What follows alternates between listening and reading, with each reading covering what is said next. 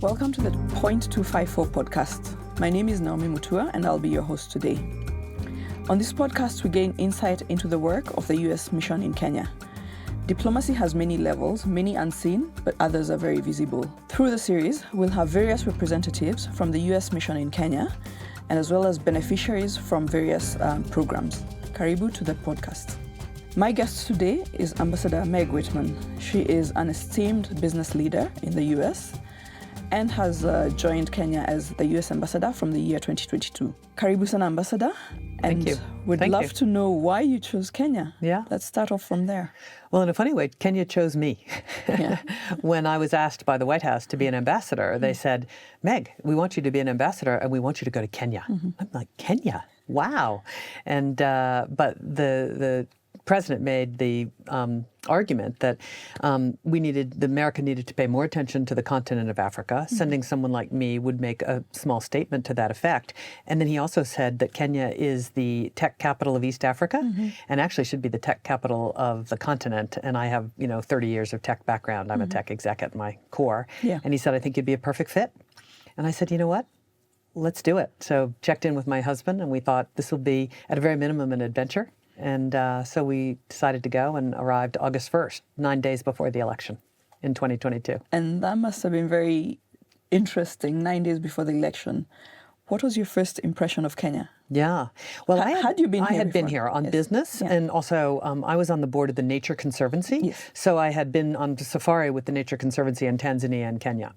But when you travel on business, you might as well be, in Cleveland because you go from customer to customer to customer.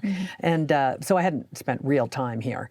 And my first impression was what an amazing country and warm and welcoming people. I mean, I could sense the welcoming nature of the Kenyan people right away.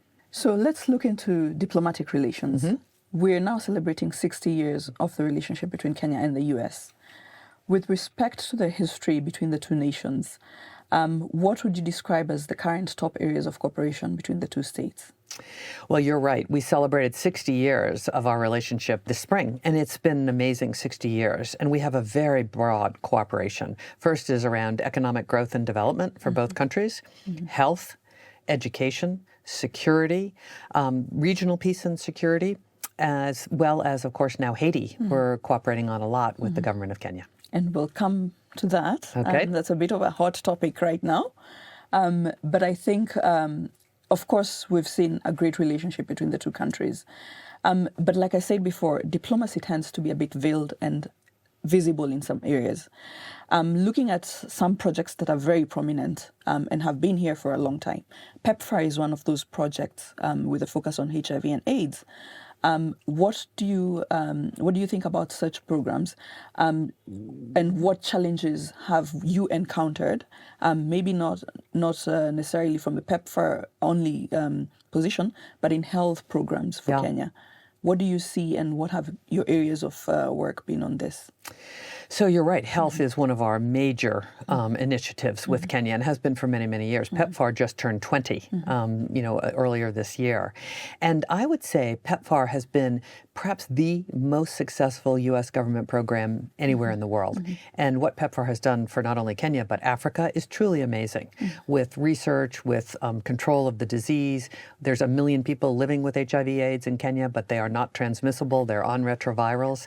And there's the other thing that has done is it has set up a whole distribution system for commodities and medical care, which, by the way, was used also for COVID. Okay, yeah. We do a lot of research and work together around malaria, tuberculosis. Now, monkeypox, obviously, is something we're working together on. So it's a very broad and robust partnership that I think both countries would actually say was very effective from both perspectives. Are there any great lessons, like you've said, from PEPFAR using the same kind of channels and kind of work? What are the lessons we've learned, if any? Yeah.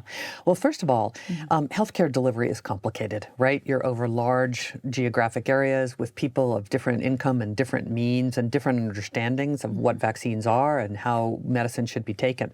So it's a complicated area, and we have developed expertise in that area together. We work very closely with KEMRI, which is the CDC of Africa. We work very closely with the Minister of Health.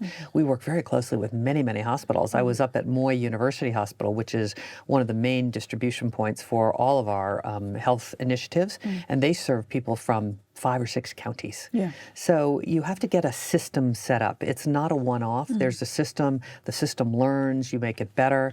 I think the next step here is digitization of health records. Exactly, yeah. This is very important for a country like Kenya, because if I'm in Nairobi but I go to Kisumu, and I need to have my records with me. And that is getting there. You've got, I think, a quite good open source electronic medical records program that you're building. And I think I was a little skeptical of open source. And I have to say, I saw a demonstration of it, and I thought, this is really very, very good.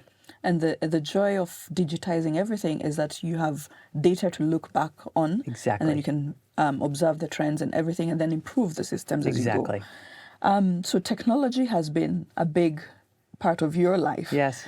And like you said, Kenya should be the center for technology in Africa. Yes. What are the biggest improvements you've seen observing, both from as a business person in the US and now as the ambassador? Yeah. What do you think about our advances in technology? So I think what you've built in Kenya is quite remarkable. You know, there is this phrase, Silicon Savannah, which is a play on Silicon Valley, which is, you know, my home in California. And Silicon Savannah is real here. And there's 3 ingredients to Silicon Savannah and Silicon Valley. One is a great university or set of universities, which you have here. Strathmore University of Nairobi, Kenyatta, Mboya, you know, up on the coast, or Dakut University in Nyeri. Remarkable set of institutions. Then, are there some big tech companies that can seed talent to the startups? And your big granddaddy is M-Pesa. Yes. M-Pesa is a remarkable, it's the largest mobile wallet in the world, homegrown here in Kenya. And then, of course, that attracted Google, Microsoft, Cisco, Oracle, IBM. I mean, they've all been here for 10, 15 years. And so they seed talent to startups, and then there is the venture capital industry. And you probably know that Kenya was the largest destination for startup capital on the African continent. Kenya received more startup capital than Nigeria or South Africa, both of whom have bigger economies. So you've got that lovely, you know, 3 legs of the stool that really, you know, just grow this community.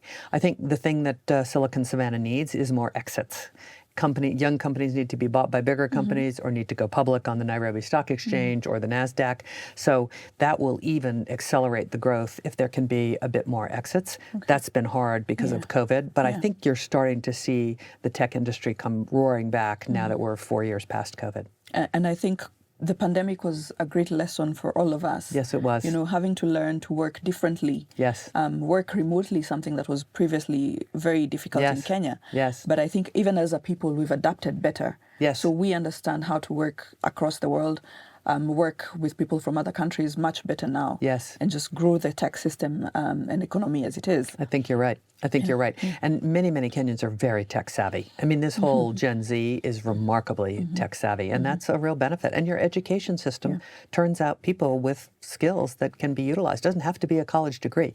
Not everyone has to have a college degree to work in tech. So it's about building the tech skills more than or rather alongside the tech education. Yes, for everybody. I think that's right. Okay. Now, your push and your work in trade relations has been viewed as one of the best, according to, you know, compared to all the ambassadors who've been here before. You've been very strong on that front.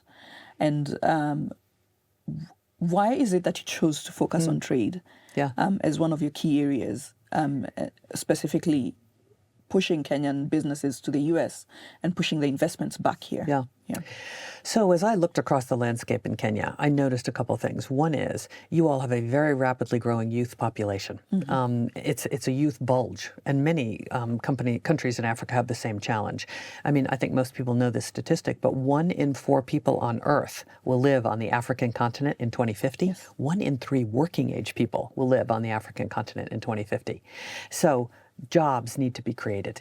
And, there's been some good growth, and Kenya's grown at 4 or 5%. But if you're going to absorb this youth bulge, the GDP needs to grow at 7, 8%.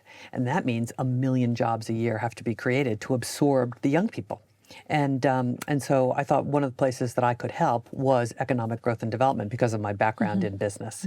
So jumped right in with our economic team and our USAID economic team to figure out, like, what was the narrative that we could help tell about Kenya. And I think the narrative in the United States, at least, on Kenya and actually more broadly Africa is 20 years old. They don't understand the dynamism here. No one had ever really heard of Silicon Savannah. No one understood the opportunity back in America, in Kenya. So we started to tell that story. And that was the genesis of that presentation you've probably seen called Why Africa, Why Kenya? Yeah. And I think that's really changed the narrative on Kenya and, frankly, by extension, Africa. So it was sort of where I thought I could do the most good in the shortest period of time. Okay.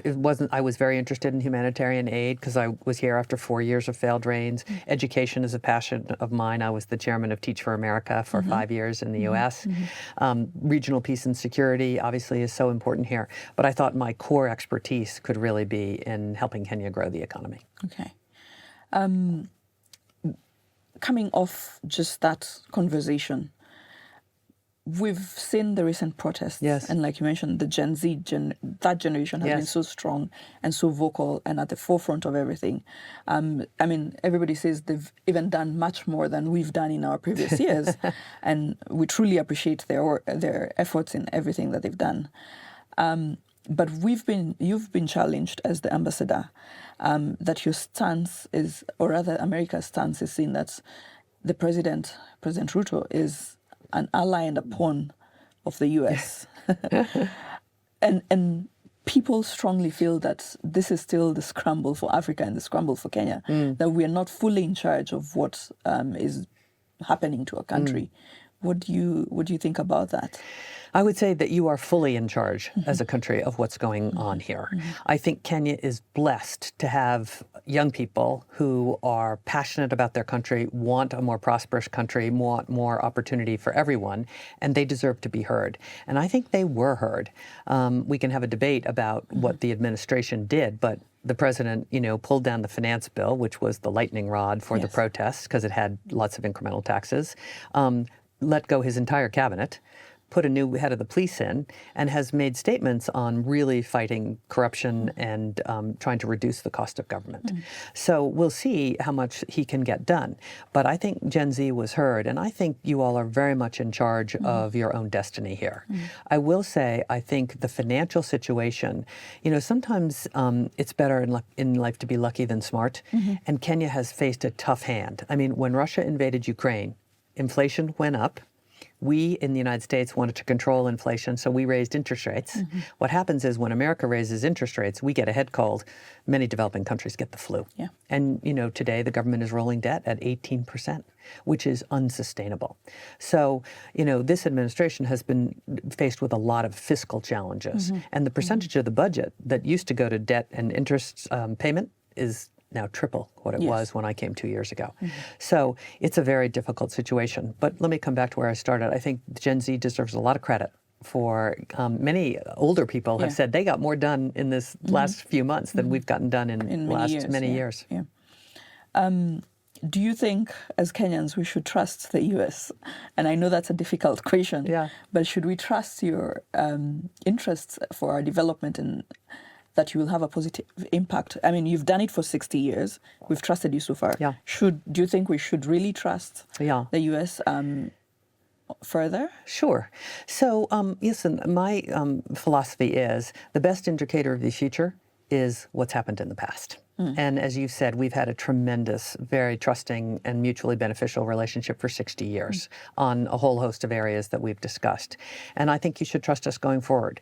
We are very much trying to help economic growth and development, as we've discussed, working diligently on regional peace and security, where Kenya plays an incredible role. We have tremendous cooperation to fight terrorism in Somalia, which is an existential threat to Kenya, whether it's education or democracy and shared democratic values. I think you should trust us. And if I may, I would say you should look at the fact that President Ruto was invited to the first state dinner for an African president since 2008. And that was an honor for Kenya, Kenyan people, and frankly, by extension, Africa. So all I can tell you is we really want Kenya to succeed. You are our closest ally probably on the entire continent, and I believe it's very important for Kenya to be successful because of the demographic challenges that the entire continent is facing. Okay. And again, on the back of that, the same protests have also brought a focus on the sentiment against the U.S. Yes. And things have been a bit strained. I'm sure you've seen the online comments. Absolutely. How is the U.S. mission here working to improve perceptions and also to improve the impact? So not just public perceptions, but the true work on the ground. What do you think the main challenge has been in shaping those perceptions, and how can you address this? Well, first let me say that I think the true impact on the ground is actually quite remarkable. Are we perfect in every dimension? No. But I think the work we did on when I first got here after 4 years of failed rain and the humanitarian assistance, I think we provided $355 million of humanitarian assistance to people in need in the Horn of Africa and mostly in Kenya. I think the work we do in education, on conservation, on medical supplies, and we've talked about PEPFAR. So I think the work is very solid.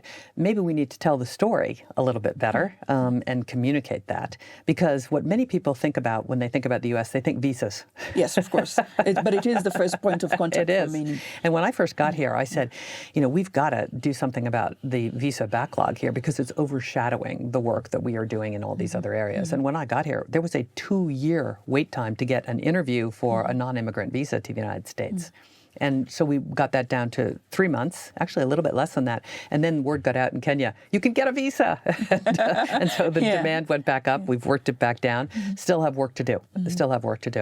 But I think what to do to change the image, I'm a big believer. You have to deliver results, be consistent in how you tell your story, and be a partner that people can rely on. I don't think this gets solved through a public relations blitz or anything like that. I think you just have to be who you are. You have to tell your story, and people have to, understand what is true and what's not true. And this is a difficult environment because of fake news. By the way, we have the problem in the United States. There's so many things sort of swirling around social media. I think it's hard for people to know what's true and what's not. Yeah, it's on everything. It's everything. It's the bane of what the digital age is. Yes. We have to learn to navigate through it and just become more media smart. It's very difficult because if you're, remember, most people have lives. They're not living on social media, right? So maybe after dinner they pop in or on their commute, and it's almost impossible to sort it through. And I think, we've got to try to figure out how to work on that. Okay. Moving on to the Americas, your influence on Kenya has seemed to be significantly waning. And we've seen the rise of China's influence in Africa, and also very strongly in Kenya. What message would you want to share with us about how you're building stronger ties between the two countries? Are you frightened of China? Is it a concern? So I think, I say in life that whether it's your job or your child's school or whatever, half the battle is showing up. And the truth is we did not show up as well as we might have in Africa over the last 20 years. I think it started to change in the last 5, but China showed up. and built much of the infrastructure here, and was present. I think that has changed under the Biden administration, where he said, Africa is so important to the world, we have to make it more important to the United States. And you have seen many, many members of his cabinet have come to Africa. It's kind of amazing. I mean, we get a visitor to Kenya almost every week, a congressional delegation, a member of cabinet, a member of the military. It's amazing. And so people are now showing up. And I think in the last 2 years, at least, where I can speak, I think we've done a lot around economic growth and development, humanitarian aid, and trying to tell our story a little bit better. But, as I said, you got to show up, you got to be present, you got to work with civil society, with youth. I have a meeting this afternoon with 6 or 8 vice chancellors from universities. You've got to meet with the government. You've got to, be out and about. I think I've been to 21 counties since I've been here. So you have to show up. And I think we're doing a better job of that. Okay. I think that's just a life lesson. Show up. It is. Show up. But also don't sit back on your heels. Exactly. Just keep doing the work. You have to keep doing the work. Yeah. And our objective here is to give Kenyans an alternative. I mean, we're not saying don't do business with China. We're saying here's what we have to offer, and then let Kenyans choose. Okay. Back to the question on Haiti, if you may. Why Kenya for Haiti? Why send our troops there? Yeah. What is the dynamic there? And a lot of people strongly feel that our sons and daughters should not be sent on behalf of other countries to other nations. Yeah. Why is this happening? So the international community asked Kenya to lead this multinational force. And I think because Kenya is active more broadly than just in Kenya. Your government is very, and has been for many years, very instrumental in regional peace and security, whether it's Somalia or Sudan or South Sudan or the DRC. This is a difficult neighborhood, and you have been a leader here. So I think that's why Kenya was asked. And when I listened to the president's speech, I understood why he said yes. And I don't know if you remember that speech. He said, Haitians are Africans on a different continent, and we have an obligation to help Africans, to help our brothers and sisters. And the Haitian people are in real need of assistance. That's a very difficult place to live. And so he agreed. And the police landed in the middle of June, and I think they're doing a remarkable job, knock on wood, because things can change. But they have really worked very well with the Haitian National Police. There's, just an interlock there. And they've, secured neighborhoods and really done a nice job. And now are fully got all their equipment that they need. I think 24 MRAPs arrive by the 2nd of September. And I think they're doing a very nice job. And then in October, there will be an evaluation of what comes next. Yeah. Is it a UN peacekeeping force? Does Kenya stay for another 6 or 8 months? What happens next? But I think the Kenyans should feel very proud. You've done a remarkable job there and made a real difference. All right, thank you. We'll keep an eye on that and see. Hopefully, like you say, hopefully the situation stabilizes and actually Haiti starts to take up. And they've got to get to their own open elections. And, there is a transitional government. And, the idea is that they will get to their own democratic elections. I think that is the dream for every nation. It is. As we close. Yes. 3 years. What has been the most rewarding aspect? You're almost here for 3 years. Yeah? Two years so far. I came August 1st of 2022. Yeah. What has been the most rewarding aspect of your job so far and life here? Yeah. Well, on the life side, we have loved living in Nairobi, and we have also loved getting out to the country. You have some amazing gems here, whether it's the Masai Mara, Laikipia, Borana, Amboseli. I mean, it's an extraordinary country. And as I said, I've now been to 21 countries, and the warm welcome, the people of Kenya. The president often says that Kenya's best natural resource is your people. Your assets are above the ground. And I couldn't agree more with that. I think I felt very good about the work we've done on economic growth and development. We've really, I think, helped build the apparel sector here, which is an enormous opportunity. Helped some of the agriculture, whether it's bringing back pyrethrum or BT cotton or potatoes. 70% of Kenyan people work in agriculture. So if we can help bring back some of those crops that used to be a big part of your economy and put people to work, this is a very helpful thing to the economic growth. So, and I've learned a lot about regional peace and security. Remember, I'm not a career diplomat, and so I didn't know much about the challenges in the neighborhood. And I think we've been helpful, but I've also admired Kenya's role in East Africa and what Kenya for many years has tried to do in terms of bringing prosperity and security to the region. I don't know if it's possible, but if you were given 3 more years in Kenya, would you take them?